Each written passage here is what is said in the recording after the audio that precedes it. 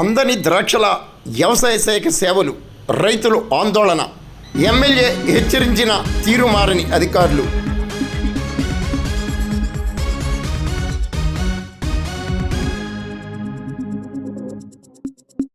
పెదపూడి మండలంలో మండల వ్యవసాయ శాఖ సేవలు వెలవెలపోతున్నాయని, వ్యవసాయ శాఖ సేవలు అందని ద్రాక్షలా మారుతున్నాయని రైతులు ఆవేదన వ్యక్తం చేస్తున్నారు. మండల కేంద్రమైన పెదపూడిలో శుక్రవారం 10:30కి కూడా వ్యవసాయ శాఖ కార్యాలయాలు తెరుచుకోకపోవటం వారి పనితనానికి, చిత్తశుద్ధికి నిదర్శనంగా పేర్కొనవచ్చు. రైతులకు మంచి సేవలు అందించాలని, తీరు మార్చుకోవాలని అనపర్తి ఎమ్మెల్యే నల్లమిల్లి రామకృష్ణారెడ్డి సాక్షాత్తు మండల సర్వసభ్య సమావేశంలో వ్యవసాయాధికారిని హెచ్చరించారు. అయినప్పటికీ తీరు మారనే లేదు. మండల వ్యవసాయ శాఖ అధికారి కార్యాలయంతో సహా రైతు సేవా కేంద్రాల పరిస్థితి కూడా ఇలాగే ఉంది. శుక్రవారం ఉదయం మండల వ్యవసాయాధికారి కార్యాలయం కిందన ఉన్న రైతు సేవా కేంద్రం, పెదపూడి మార్కెట్ సెంటర్ వద్ద ఉన్న రైతు సేవా కేంద్రం కూడా 10:30కి తెరుచుకోకపోవడం వారి పనితనానికి నిదర్శనంగా పేర్కొనవచ్చు.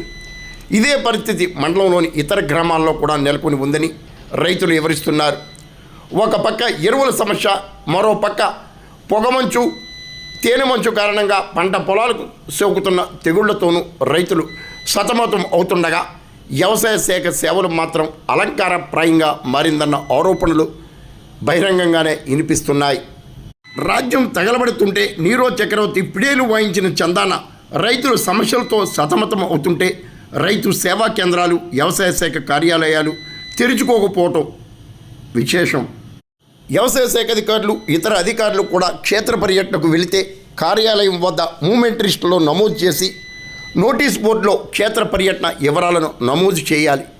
కానీ ఇక్కడ వ్యవసాయ శాఖ కార్యాలయాల వద్ద కనీసం నోటీసు బోర్డు కూడా కనిపించకపోవడం మరో విచిత్రంగా, విశేషంగా పేర్కొనవచ్చు.